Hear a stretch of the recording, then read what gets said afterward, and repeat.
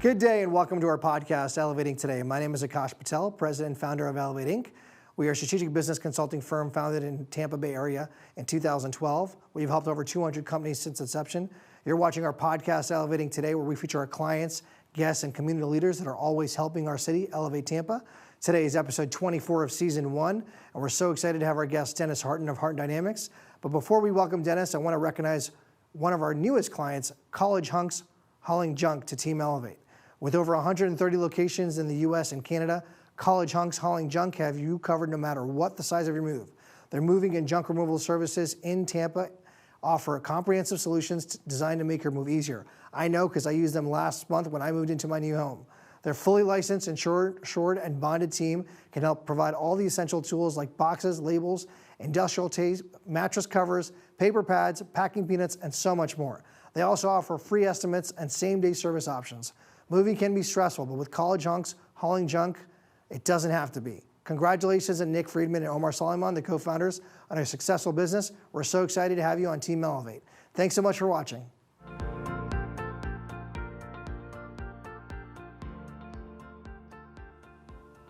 Good day and welcome to our podcast. My name is Aakash Patel, President and Founder of Elevate Inc. You're watching our podcast, Elevating Today, where we feature great clients, guests, and friends that are helping our city elevate Tampa. This is season 1, episode 24, and my guest today is Dennis Hartin, President of Hartin Dynamics. Dennis, how are you today? I'm great. It's great to be here. I appreciate the invite. It's great to see you, Dennis. And I know a lot of people know the name Hartin Dynamics in the community. They know you from successful organizations that you led, which we'll talk about in a little bit. But for those who don't know you, where are you from and how did you get started in this business? So I came here from Kentucky about, I guess it was 2014. Okay. We were brought in to lead a big sales team at the time, and I worked in that organization for probably 25 years. Now, had you been to Tampa before you moved here in 2014? We had seen Clearwater. I really didn't know there were beaches that were like that until we came down here for a wedding, actually, and saw it, and I was like, this is amazing. And then I had a friend kind of throw the idea out, and I ignored it for a couple of years, but when you start watching the weather patterns where I was at versus where we are today, it didn't take long before we figured out this is where we wanted to land. So when you came down here, you were working for another corporation? Yeah. It was a national carrier. I led a huge sales team, $100 million in assets, and really about 700 people that reported directly to me, which was a huge undertaking, and I ended up, I felt like I was babysitting a lot of people's issues, but we decided right around 2017 was really close to my 25-year mark, and at that point I saw some things in Tampa I thought we could improve, and so we set out on our own and formed Hartin Dynamics. So for 25 years you worked in the insurance business, yeah. And you saw a drastic change in the industry. Talk about what that's been like. Well, I think health insurance has taken over an exorbitant amount of people's income. There was a book that I got a hold of that talked about the CEO's Guide to Restoring the American Dream, and we contend that the American dream's kind of been taken away from us just because of the rising costs of healthcare. And when I started to really understand what was causing all of that and realize there's actually great solutions out there, we wanted to get that message out to the right employers. So a lot of people feel stuck and frustrated, and healthcare is expensive. It's already scary to go get treated, let alone, paying through the nose for it, or not really knowing what we pay for. You think about the last time you went to the doctor, you probably had no idea what you were going to pay, and you're already nervous about getting poked with a needle. So it just creates all kinds of anxiety, and people are right to be frustrated with it. Now, most people start businesses at all stages of life. You decided to start in your later part of your career. Yeah. What made you want to do that? Well, I figured out pretty quickly that it could be better. There were better paths. I really view this as kind of my second rodeo. I did one thing for 25 years. It wasn't a huge dramatic shift. It was just kind of a different focus. And ultimately, it wasn't as big a leap. It's just we're in a new market, new company, so getting our name out there and making sure people understand who we are. But I partnered with an organization that's been around nearly 100 years. And so I knew their organization, and I'd worked with them closely, and I said, hey, I want to duplicate what you've done so successfully in Kentucky in the Florida market, and it just happens to work better here. So in 2017, the economy was great. Yeah. We're talking about businesses were moving to Florida. The market was good. There was no election that year, so it was kind of a clean slate on the world. But come March 2020, COVID-19 hits. What went through your mind? Well, we didn't really know. It's a lot of the stuff that we had talked about in the market was different from what people were used to. So we had some, I guess it was nerves. We really didn't know what 2020 was going to be. If we had set out and done planning in December of 19, no one could have foreseen what was coming. And so ultimately, we really just decided to dig in, put one foot forward and go. And what we ended up with was a really successful year. We found a lot of the groundwork we had laid for the last couple of years really played out because people were more concerned about where their dollars were going, where in times past, when you're kind of printing money is the way I always refer to it, they're not really that concerned. If it's not that big an issue, I'm not worried about it. We were seeing big issues at the employee level, employees who wanted coverage but couldn't afford it, employers who felt stuck. And so 2020 just literally put fuel on the fire and really caused a lot of people to take a different look at how they were approaching their benefit strategy. So describe to folks at home that own businesses out there, what separates Hartin Dynamics from anyone else in the business? Well, first of all, we're completely independent. So we don't have a bunch of decision makers. Like I am the decision maker locally, and we bring to the table things that are very transparent, things that can control costs. A lot of people are stuck with this misnomer that they can't really control claims. They can't really control where people go.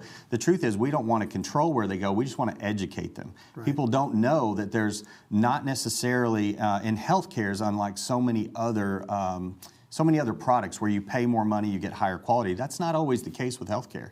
So what we want to do is help employers put advocates in place. So when employees are concerned, I've got an issue that needs to be dealt with, they know where to go. It happens to be that the highest quality is typically the lowest cost. And if employees understand that, you really can control your claims. And if claims are lower, your renewals are lower. So everyone isn't a great fit for Hartin Dynamics, but talk about who is your ideal customer? Who do you want to be introduced to in the community? Normally, if they've got 25 or more employees and they're frustrated with the hamster wheel, like every year costs go up, benefits go down, if they're tired of that, we usually have something that we can do. It doesn't always have to be a massive overhaul, and most of the time it's not. It's usually small changes that we transition, educate the employees, help the employer understand places that they can improve, and make it simple. Things that are high impact but low disruption are what we focus on, especially early in the relationship. And as they get comfortable and they start to see the benefits of it, the benefit of having an advocate on your side, the benefit of not having to pay and maxing out your deductible every year, the benefit of not having to go to the employees with an increase every single year. Once those things start to establish, we can get a little more dynamic and maneuver things a little more aggressively, as long as the employees want to come along with us. From a lot of employers, they just want somebody paying attention to where the money's going. And so we get hired just to be that consultant to oversee what's happening. Now, you're based in Tampa, of course, correct. But you can take companies that are based anywhere in the United States, correct? Yeah, we have licenses in most states. Between me and my parent company, there's probably only about 4 states in the country we don't have business or employees and covered lives. And so that allows us to go just about anywhere. And now with the technology, 2020 really helped us from that standpoint, where so much of our business has been done completely remote. I never would have thought the day would come. Most of my history was one-on-one across the table from somebody, but 2020 we did a ton of it just via video conference, and it was very, very effective and very successful. We learned to use the technology that we've already had at our disposal, and employers got comfortable with it, and it's really helped us immensely. Now, today's 2021, so we'll just forget about 2020 for a second.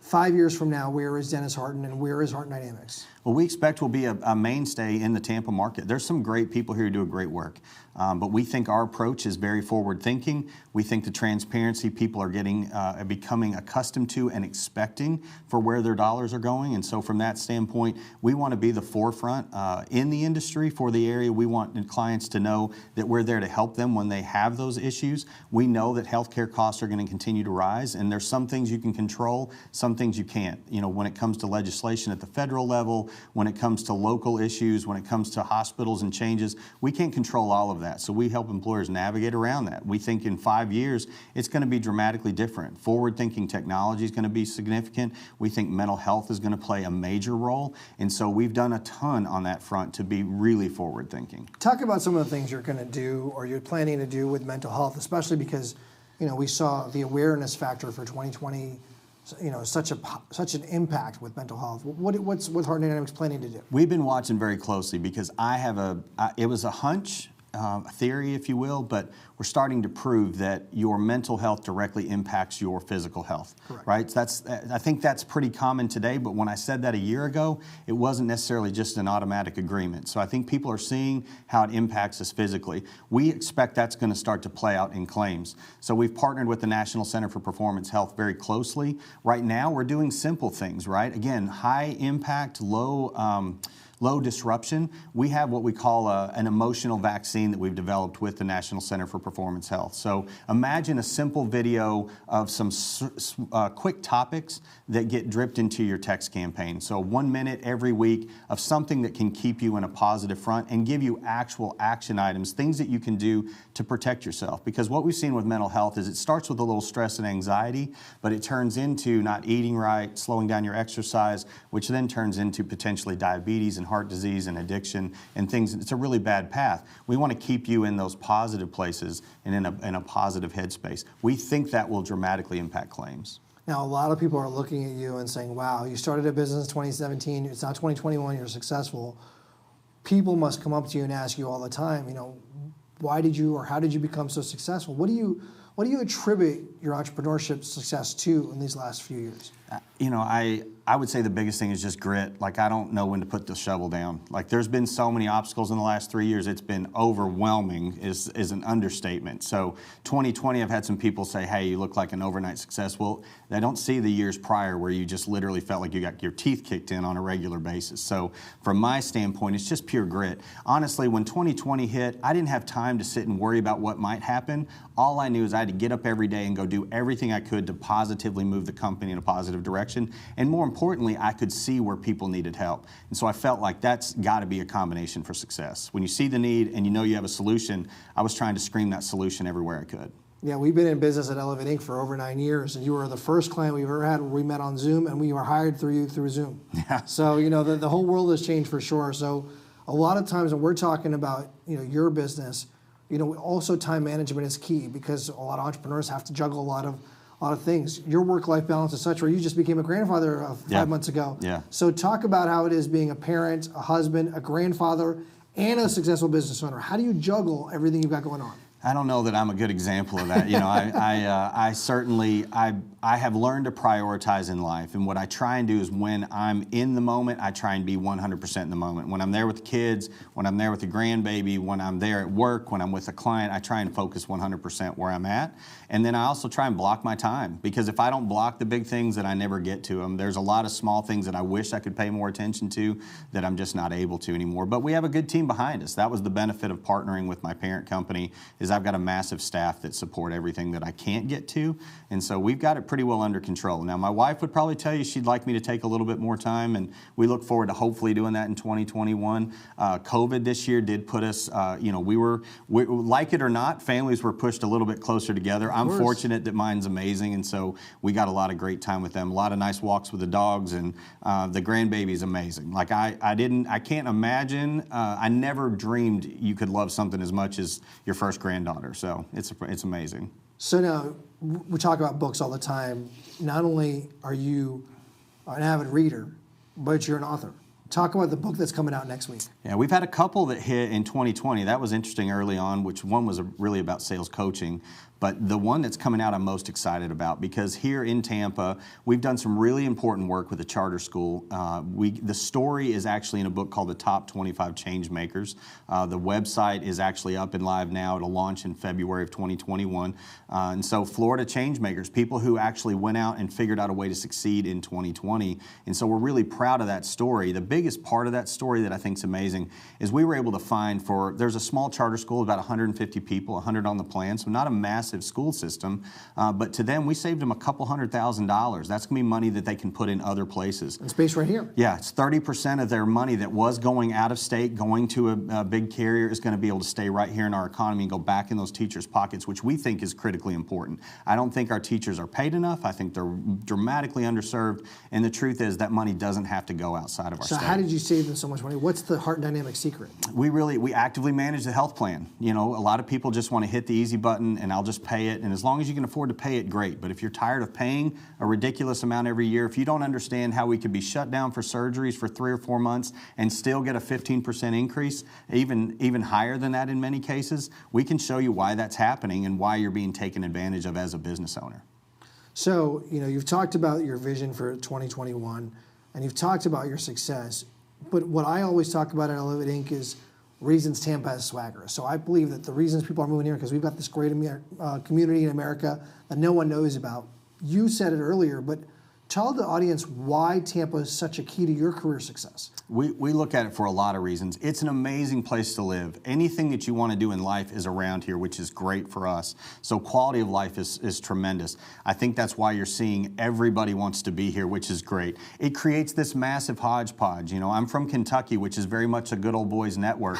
And if you're not from there, you don't get to do business there very well. Well, that doesn't happen here in Tampa. No one, it seems like, is from here. You're probably one of the few that's been here as long as you have, but there's just very few people that are completely ingrained in Tampa. So it's made up of a community of people that are like me, but very different, but like-minded in so many ways. It really does help our business grow. And so we've seen the opportunity here is going to be massive. When we looked at establishing, originally my partners wanted me to establish in our parent state of Kentucky. Wow. And I literally showed them where in the last 10 years, Florida's had more people in population move to this state than Kentucky has in total population. So numbers-wise, in and of itself was amazing. But we see with the tech that's coming to the community, with the businesses that you've introduced me to with Elevate, that's been amazing to see the diversity. There's all kinds of amazing things happening. And really all you have to do is just kind of step in and get involved, reach out and meet some people, and you're going to see some cool things. I've met some companies and some business owners that I'm super impressed with, super intrigued with, and we're excited to be a part of that growth. And talking about involvement, I know you're on the board of Keystone Prep, another private high school, private high school here in Tampa. Talk about your involvement in the Keystone Prep.